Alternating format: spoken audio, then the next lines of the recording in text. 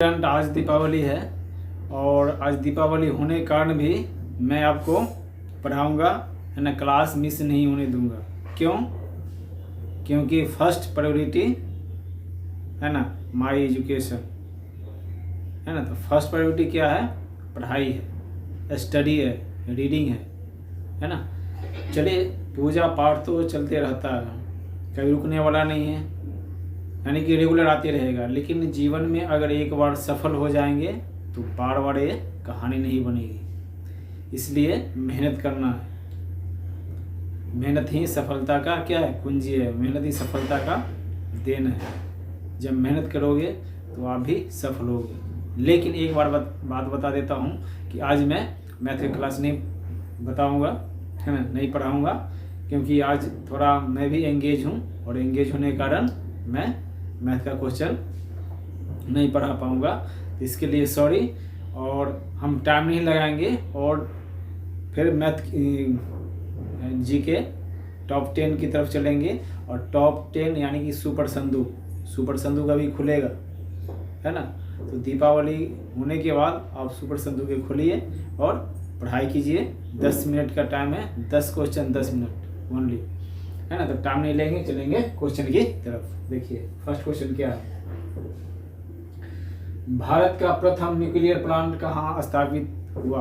यानी कि भारत का जो न्यूक्लियर प्लांट है कहीं ना तो कहीं है ना, तो वो महाराष्ट्र में है, तारापुर में, है ना। ये सारे क्वेश्चन यानी कि रेगुलर आते रहते हैं। तो रेगुलर आते रहते तो उसी हिसाब से आपको पढ़ना पड़ेगा, नहीं तो फिलअप कर जाएंगे, है ना।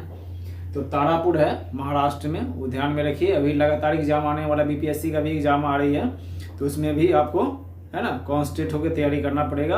और, है ना, मेहनत कीजिए, कॉन्सेंट्रेट होकर तैयारी कीजिए। तो फर्स्ट क्वेश्चन वही है कि भारत का प्रथम न्यूक्लियर कहाँ पर स्थापित हुआ? तारापुर।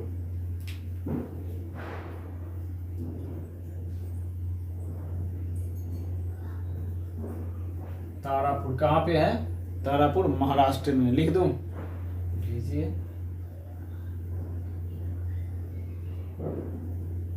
महाराष्ट्र में है ना। फिर देखिए, आईन-ए-अकबरी पुस्तक के लेखक कौन है? आईन-ए-अकबरी जो पुस्तक है उसका लेखक कौन है? तो ये सभी यानी कि एसएससी एग्जाम हो गया। मैं बता रहा हूँ ना कि टॉप 10 क्वेश्चन है तो टॉप 10 ही रहेगा। और टॉप 10 को आप लोग पढ़िए, है ना, समझिए, दोस्तों में शेयर कीजिए, लाइक कीजिए, सब्सक्राइब कीजिए। जितना कीजिएगा उतना और मजा आएगा पढ़ने में, है ना। तो आईन-ए-अकबरी का पुस्तक के लेखक है अबुल फजल।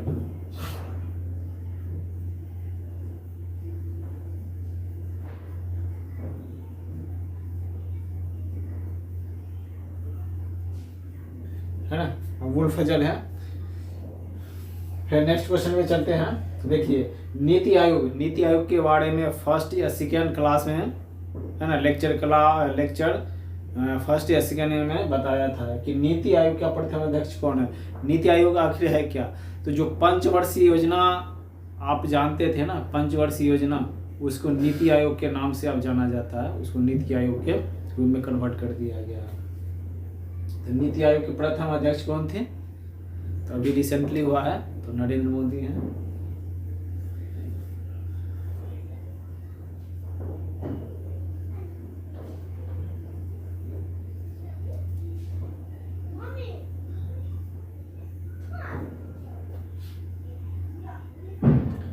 भाई मेहनत कीजिए, काम नहीं होगा।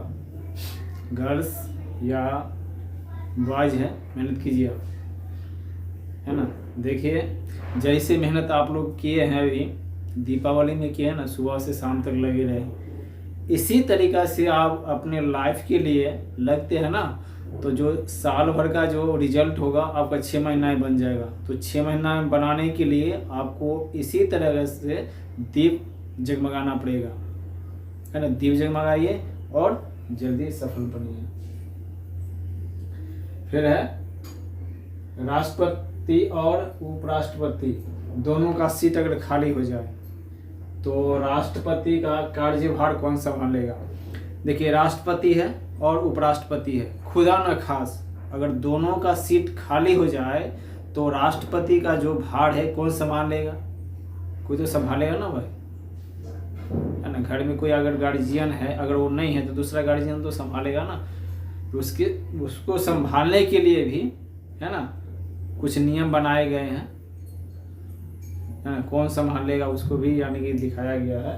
तो बताया कि सर्वोच्च न्यायालय के न्यायाधीश,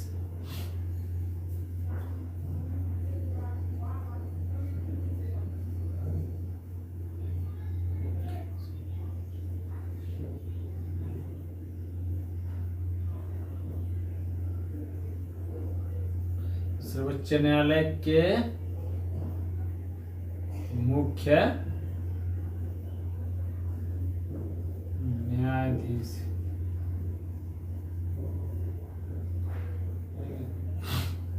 समझ गया, सॉरी, सर्वोच्च न्यायालय ने उसका मुख्य न्यायाधीश है ना संभालेंगे।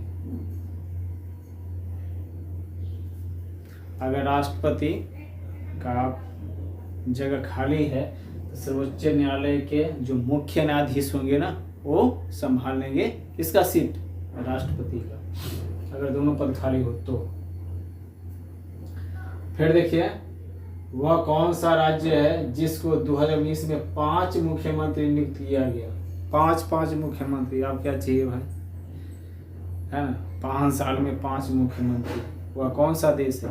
तो कोई ना कोई रीजन रहता है, ऐसे नहीं रहता है। कुछ तो आपस में ही लड़ बैठते हैं, कुछ ऐसा है जो कि कभी, है ना, किसी का खुदा न खास्ता डेथ हो जाए या कोई रिजाइन कर रहा है, उस कंडीशन में तो आंध्र प्रदेश है ना, आंध्र प्रदेश है जो 2019 में 5 मुख्यमंत्री हासिल किया। 5 मुख्यमंत्री चेंज हुआ वहाँ पे, 5 मुख्यमंत्री बने हैं 2019 में, 5 साल की, है ना, 5 साल के शासन में, या 5 साल की सरकार में बोलिए, शासन नहीं, शासन नहीं बोल सकते।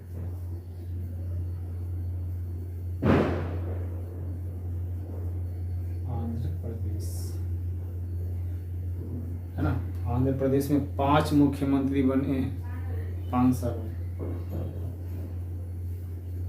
फिर है, भारत में ग्रैंड ओल्ड मैन की तरह कौन प्रसिद्ध है ना। भारत में ग्रैंड मैन ओल्ड की तरह, है ना, ओल्ड की तरह कौन सा प्रसिद्ध है। तो दादा भाई नौरोजी के नाम सुने होंगे, है ना। ये सब एसएससी का क्वेश्चन है भाई, ध्यान से देख लीजिए, समझ गए, ध्यान से देखिए, ध्यान से पढ़िए, यानी कि छोटी छोटी बातों पर ध्यान रखिए तभी सफल होइएगा, है ना। जंप ज़्यादा कीजिएगा तो सफल नहीं होइएगा। बोला है ना कि खरगोश था और किस में, कछुआ में क्या हुआ था, रनिंग, दौड़ हुआ था, कौन जीता वो आप जानते ही हैं, बचपन से पढ़ते आए हैं, हम नहीं बताएंगे पूरी बात, कछुआ और खरगोश की बात। आगे चलिए, तो दादा भाई नौरोजी को बोला गया है ग्रैंड ओल्ड मैन, दादा भाई नौरोजी।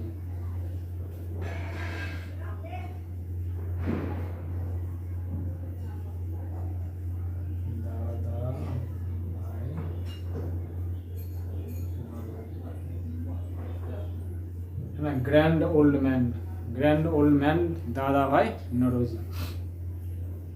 आगे चलिए, मुगल शासक जलालुद्दीन मोहम्मद किस नाम से प्रसिद्ध था, बताइए कौन सा नाम से प्रसिद्ध था, है मुगल शासक था ये, तो कौन सा नाम से प्रसिद्ध था।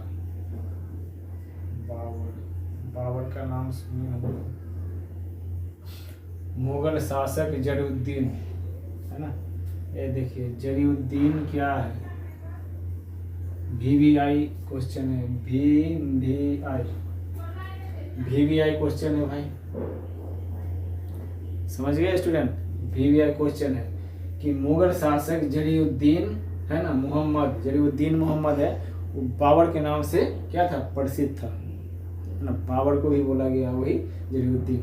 ये काफ़ी इंपॉर्टेंट क्वेश्चन है और एग्जाम में लगातार आते रहते हैं। और टॉप 10 है तो टॉप 10 है तो टॉप 10 की तरफ पढ़िए। चलिए नेक्स्ट चलते हैं। भारत में गंधक उत्पादन सबसे ज़्यादा किस राज्य में होता है। जो गंधक होता है ना, तो कौन सा राज्य में होता है सबसे ज़्यादा गंधक उत्पादन, तो महाराष्ट्र में होता है।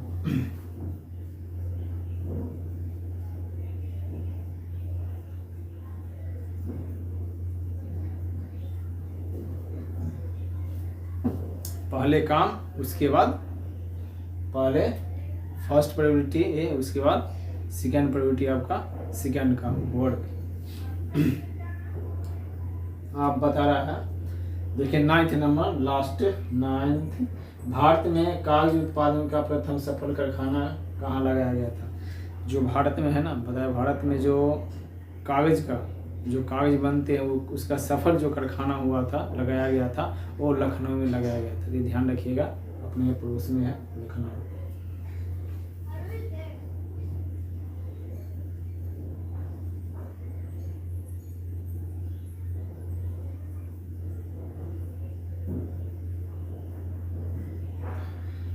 लखनऊ नवाबों का शहर है ना।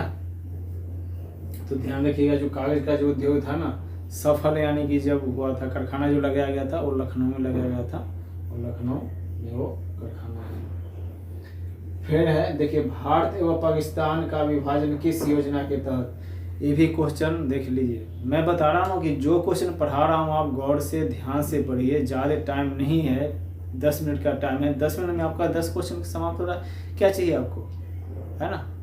मलाई तो मिल रहा है, बना मलाई अगर मिलेगा तो किसको खाने में नहीं मजा आएगा। और बता रहे हैं आज दीपावली है, तब पर भी मैं फर्स्ट प्रायोरिटी में लिया हूँ कि मिस नहीं हो क्लास, है ना। आपका जो लेक्चर है मिस नहीं हो, किस लिए? क्योंकि अभी आगामी एग्जाम आने वाली है, उसके वजह से।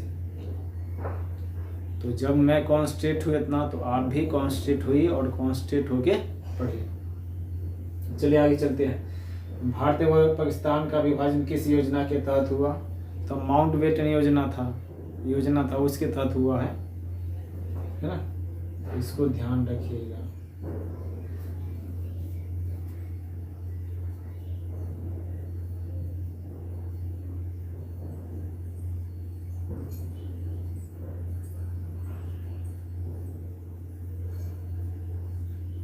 है ना, माउंटबेटन योजना लाया गया, उसके तहत भारत का विभाजन पर योजना। क्योंकि भारत के विभाजन के लिए भी काफ़ी एक दूसरे में काफ़ी संघर्ष चला, वो पढ़िएगा क्या कारण था, क्या रीजन था।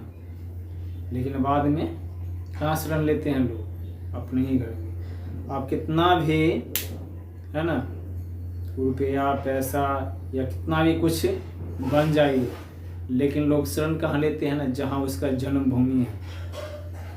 बोलता है ना कि बाप बाप होता है, बेटा बेटा होता है ना। तो वो सही बताया गया और सही है।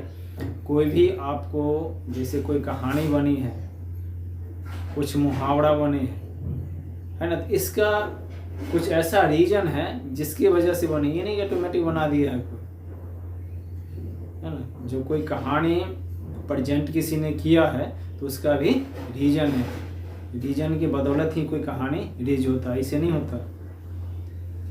इसलिए बोला गया कि बाप बाप होता है, बेटा बेटा होता है। तो हम आज मैथ का क्लास नहीं लेंगे क्योंकि आज दीपावली है। हम नेक्स्ट क्लास लेके आएंगे मैथ के, वही एज फैक्टर वाला।